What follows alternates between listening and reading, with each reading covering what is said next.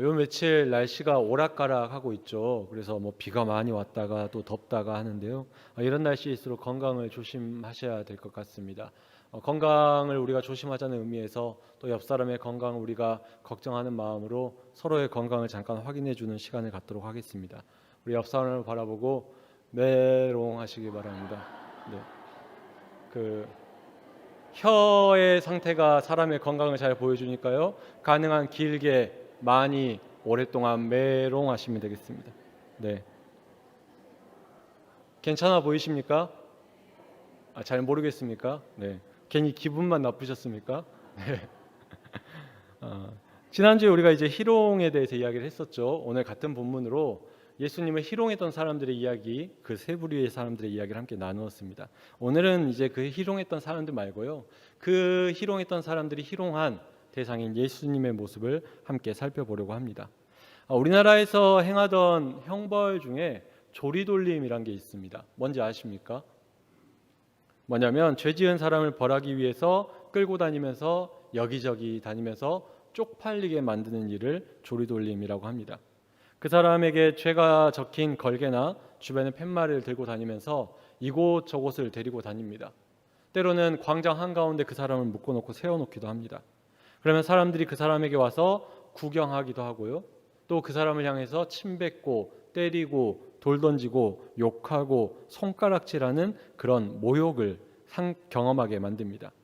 그래서 이 조리돌림이란 건 사실 형벌치고는 육체적으로는 별로 어려운 일은 없습니다. 몸이 아프거나 하진 않죠.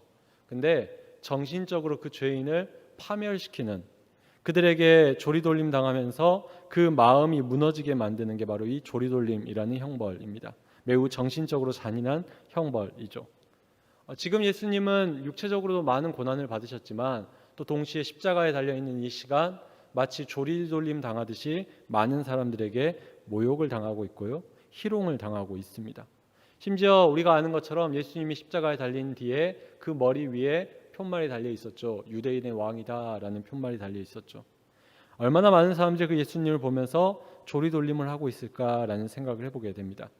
특별히 우리가 지난주에 나눈 것처럼 그들이 예수님을 희롱하는 가운데 가장 많이 했던 말, 가장 중요하게 했던 말이 무엇입니까? 네가 하나님의 아들이 맞냐라는 말이었죠. 네가 하나님의 아들이면 내려와 보라라는 이야기를 합니다.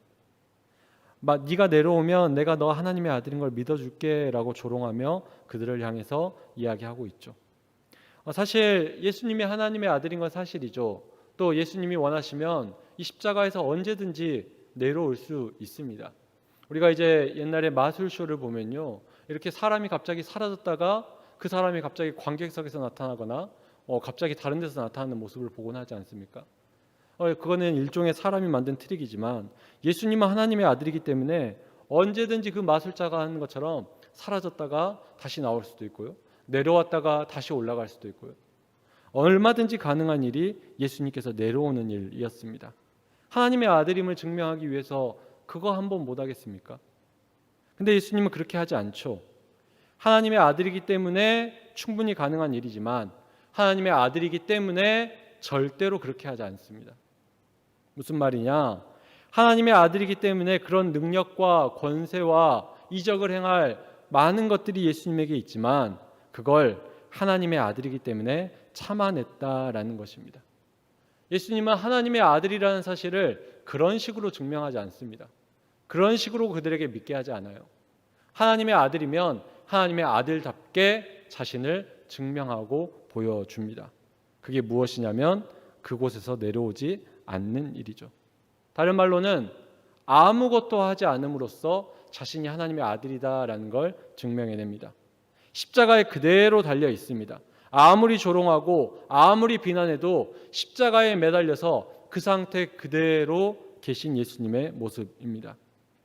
왜 예수님이 그렇게 계셨느냐? 죄가 하나도 없음에도 불구하고 십자가에 달려서 죽을 수 있는 것은 하나님의 아들만 가능하기 때문입니다. 자신이 할 수 있는 일을, 자신은 위한 일을 참아내고 더 큰 하나님의 뜻을 위해서 순종하는 마음으로 인내하는 것은 하나님의 아들만 할 수 있는 일이기 때문입니다. 하나님의 능력을 내 생각과 내 마음대로 쓰는 것이 아니라 하나님의 뜻대로 사용하기도 하지만 사용하지 않는 것도 하나님의 아들이 해야 될 일이기 때문입니다. 그래서 예수님은 진짜 하나님의 아들이기 때문에 하나님의 능력으로 십자가에서 내려오는 것이 아니라 그 자리에서 그대로 계시고 그 자리에서 그대로 죽기를 선택하셨다라는 것입니다. 내려오는 것이 하나님의 뜻이 아니라 거기 그대로 가만히 있는 것이 하나님의 뜻이라는 걸 알았기 때문에 순종하는 마음으로 그곳에서 내가 하나님의 아들임을 죽음으로써 증명하셨다라는 것입니다. 더 나아가서 예수님은 자기를 희롱하는 자들을 향하는 그 모습에서도 그분이 하나님의 아들이다라는 것을 다시 한 번 더 보여주십니다. 우리가 예수님이 십자가에 달렸을 때 했던 말들에 대해서 이야기를 하곤 하죠. 혹시 예수님이 십자가에서 총 몇 가지 말을 하셨는지 기억하십니까? 네, 7가지 말씀을 하셨습니다. 그 중에 첫 번째가 뭔지 기억하십니까? 첫 번째, 그 고난되고 아프고 힘든 조롱 앞에 있었던 예수님이 십자가 위에서 첫 번째로 하셨던 말씀이 바로 누가복음 23장 34절에 기록된 말씀입니다. 우리가 자막을 통해서 함께 읽어보도록 하겠습니다. 시작.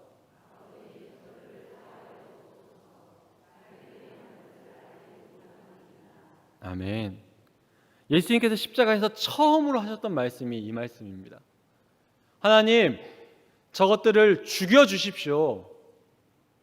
쟤들이 나를 놀리는데요. 그렇게 말하지 않았죠. 자기를 희롱하는 이들을 향해서 저주하거나 복수하기를 강구하는 것이 아니라 하나님이 저들을 용서해 주기를 구하고 있는 것입니다. 지금 내가 아파 죽겠는 그 십자가 위에서 나를 조롱하는 그들을 바라보면서 저들이 나보다 더 큰 고통을 겪기를 바라는 것이 아니라 내가 조롱과 희롱을 듣고 있지만 그들이 아닌 하나님을 바라보며 그들을 위해 하나님께 긍휼을 구한 게 예수님의 모습이었다라는 것입니다. 이렇게 예수님은 그 십자가 위에서 인내함으로써 또 자기를 향해 조롱하고 희롱하는 이들을 위해 하나님께 긍휼을 간구함으로써 하나님의 사람이, 하나님의 자녀가 어떻게 살아야 되는지를 우리에게 분명히 보여주셨습니다. 예수님만 그렇게 사셨던 건 아닙니다. 예수님 믿는 사람들도 그렇게 살았었습니다. 여러분, 기독교 교회의 첫 번째 순교자가 누군지 기억하십니까? 스데반 집사입니다.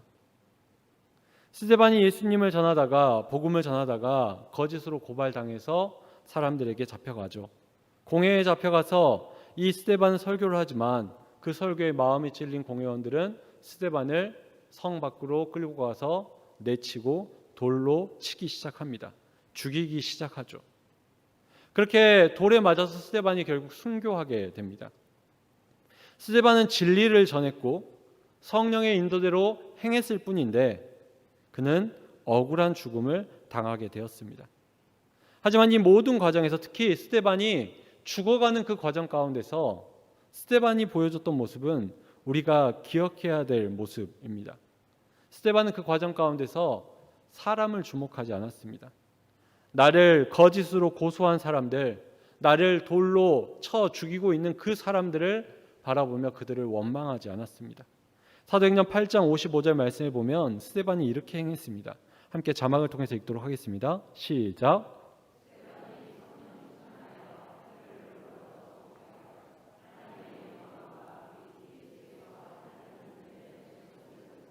아멘.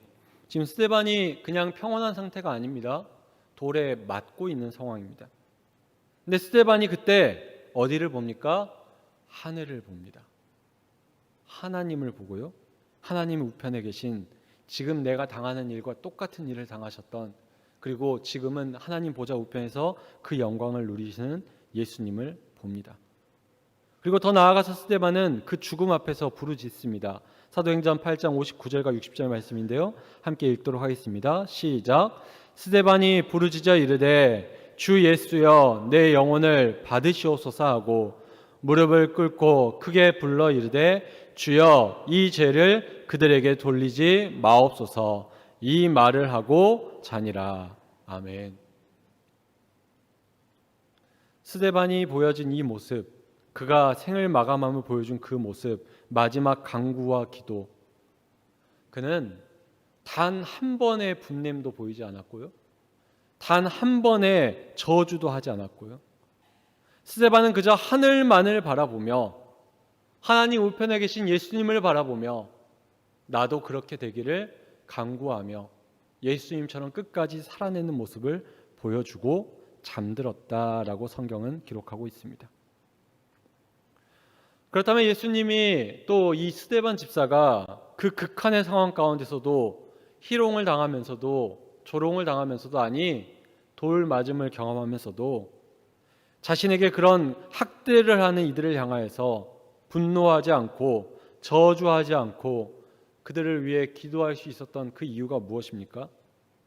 그 괴롭고 힘든 순간에도 나를 괴롭히는 그 사람들을 바라보지 않고 하늘에 계신 하나님을, 또 그 우편에 계신 예수님을 바라볼 수 있었던 그 힘이 어디에 있습니까? 사도행전 8장 55절을 잘 보면요, 그 시작에 스데반이 이런 상태다라고 말합니다. 어떤 상태입니까? 성령이 충만하다라고 말합니다.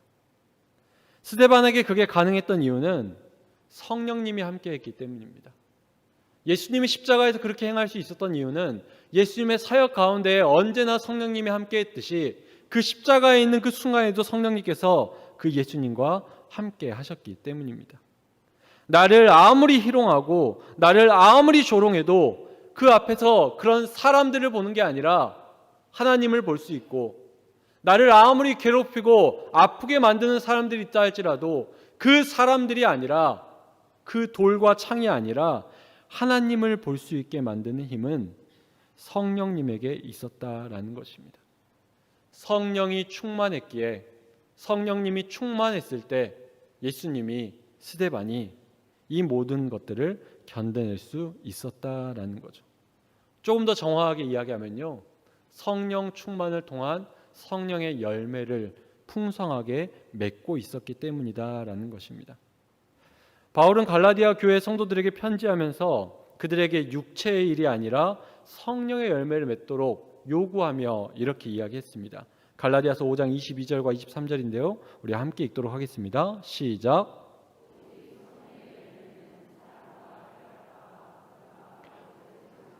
자비와 양성과 충성과 온유와 절제니. 아멘.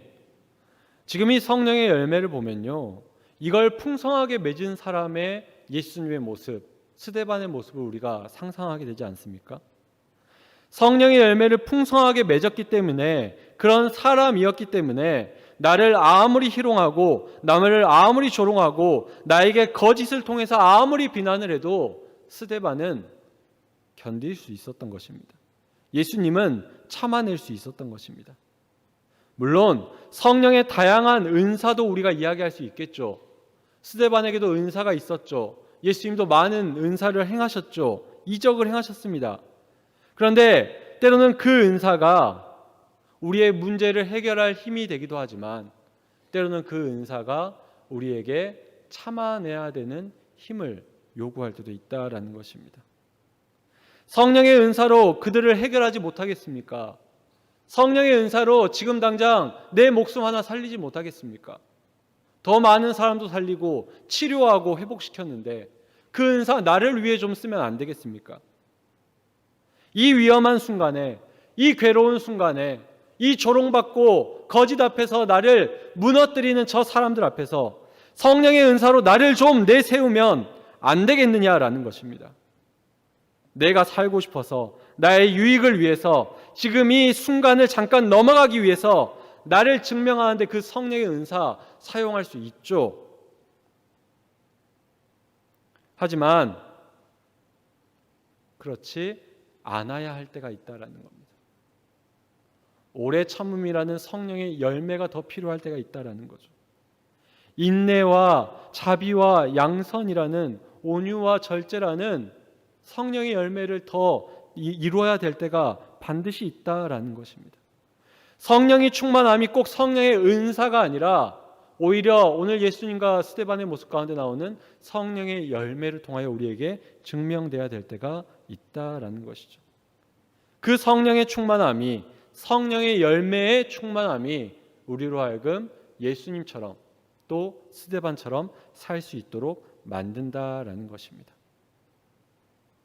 이 성령의 충만함을 통하여서 우리가 그러한 성령의 열매를 맺을 때에 내 욕심, 내 의지, 나의 평안, 나의 즐거움을 위해서가 아니라 하나님을 위해 살아갈 수 있다라는 거죠. 그리고 이런 성령의 열매를 맺기 위해서는 우리가 반드시 겪어야 될 일이 하나 있다라고 바울은 이야기합니다. 갈라디아서 2장 20절 말씀인데요. 우리가 한번 읽도록 하겠습니다. 함께 읽겠습니다. 시작. 그런즉 이제는 내가 사는 것이 아니요 오직 내 안에 그리스도께서 사시는 것이라. 이제 내가 육체 가운데 사는 것은 나를 사랑하사 나를 위하여 자기 자신을 버리신 하나님의 아들을 믿는 믿음 안에서 사는 것이라. 아멘. 내가 살지 않을 때, 내 안에 성령만이 살아계실 때, 그 성령의 충만이 우리에게 있을 때 우리가 그렇게 살아낼 수 있다라는 것입니다. 내가 십자가 위에서 죽고 그리스도만 살아갈 때, 그때 이러한 일이 가능하다라는 것이죠. 다시 우리의 이야기로 돌아와서요. 우리도 예수님처럼 조롱받을 때가 있습니다. 누군가 나를 십자가에 못 박을 때도 있고요.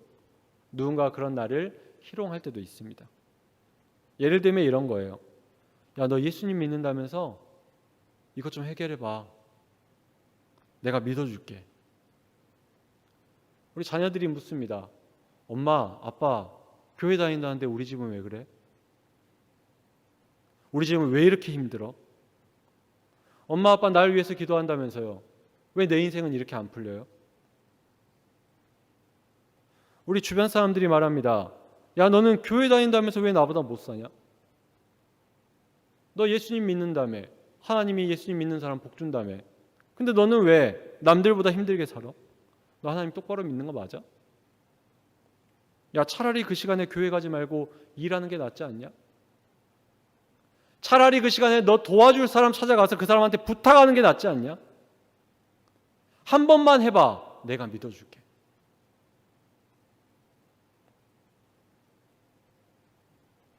우리의 배우자가, 우리의 자녀들이, 나의 가장 친한 친구들이, 나의 가까운 이웃들이, 세상이 우리가 힘들고 괴로울 때 오히려 우리를 희롱할 때가 있습니다.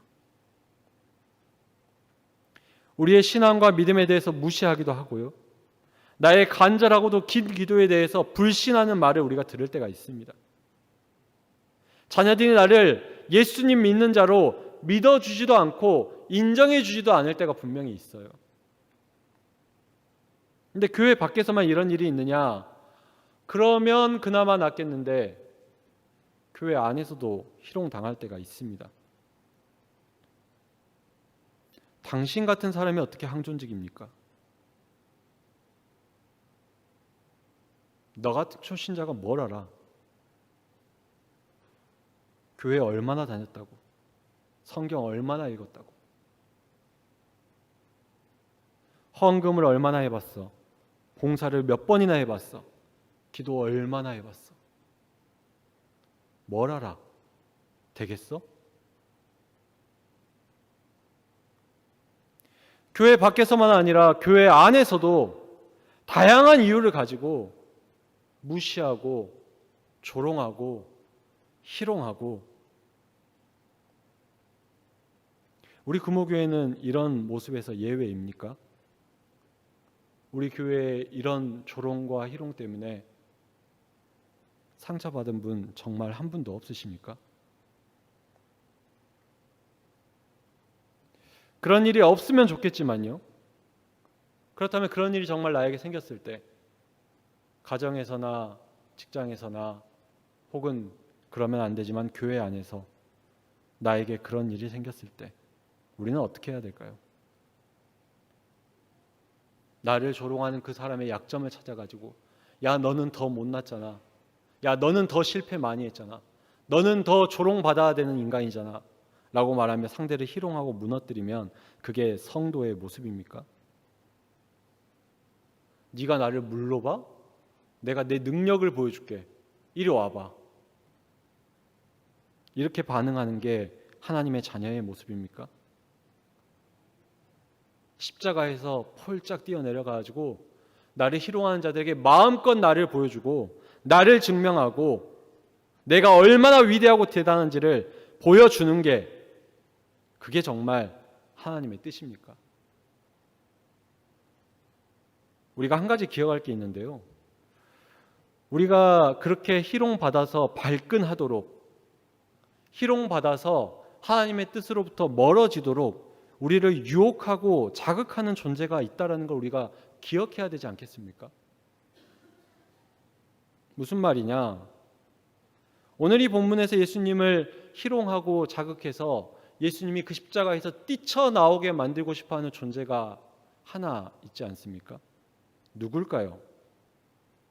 예수님이 그 십자가에 계속 매달려 있다가 죽어버리면 내 패배가 확실해져서 어떻게든 그 예수님을 그 십자가에서 끌어내려야 되는 그 존재가 누구입니까? 마귀죠. 예수님이 지금 당장 거기서 뛰어내려와서 내가 하나님 아들 맞아! 라고 보여주면 미소 지으며 승리를 쟁취할 존재가 누굽니까? 마귀죠. 예수님이 십자가에서 내려와야지 우리가 구원받지 못하니까요. 마찬가지입니다. 하나님의 자녀를 희롱하고 성도를 희롱하고 그게 가족을 통해서든 이웃을 통해서든 교회 안에 있는 다른 교우를 통해서든 우리를 시험에 들게 만들어서 우리를 발끈하게 만들어서 내가 지고 있는 십자가 다 내버리고 나를 위해 살도록 나를 증명하도록 우리를 유혹하는 존재가 누구입니까? 누가 기뻐하는 일이겠습니까?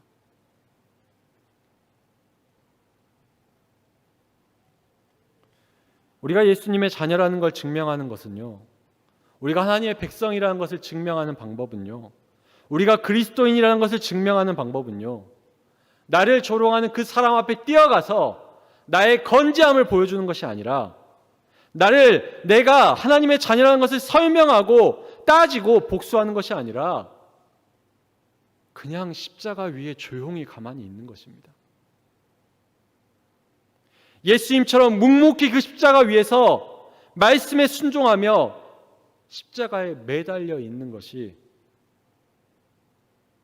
내가 하나님의 자녀로서 능력과 권세를 부리는 것이 아니라 하나님의 아들이기 때문에 순종함으로 인내하는 것이 하나님이 원하는 모습이라는 것입니다. 그래서 우리는 신앙생활하는 가운데에 누군가 날 희롱하고 날 조롱하고 날 모욕해도 그 사람에게 내가 가진 힘과 권세와 권능, 아니 성령의 은사가 넘쳐서 그 은사가 있다 할지라도 그것을 드러내거나 그것을 통해서 나의 모욕을 없애려고 한다거나 나를 증명하는 데에 나아가지 마시고 오늘 예수님이 우리에게 보여주신 그 모습, 오늘 예수님이 우리에게 보여주신 그 방법, 가만히 십자가 위에 있는 그 모습, 침묵하며 십자가에서 내려가지 않는 그 모습, 그 모습이 우리의 삶의 모습 되기를 간절히 소원합니다. 우리 금호교회의 모습 되기를 간절히 소원합니다. 더 나아가 이런 모습까지 있길 바라요. 나를 조롱하고 희롱하는 이들을 위해서 하나님의 긍휼을 기도할 수 있는 우리의 모습까지도 될 수 있기를 바랍니다. 그걸 위해 우리에게 필요한 것이 무엇입니까? 성령 충만입니다. 그래서 우리가 더 성령님께 간구하기를 소원합니다. 하나님, 내가 하나님 뜻대로 살고 싶습니다. 마귀가 나를 유혹해서 나를 자극해서 나를 저 사람을 통해서 조롱하고 발끈하게 만들어서 지금 이 십자가에서 뛰쳐 내려가고 싶게 만들지만 성령님께서 도와주셔서 분별할 수 있도록 깨어 있을 수 있도록 그래서 끝까지 하나님의 자녀답게 하나님의 자녀임을 증명하는 내 모습 될 수 있도록 성령님께서 도와달라고 간구할 수 있는 우리 모두가 되기를 간절히 소원합니다.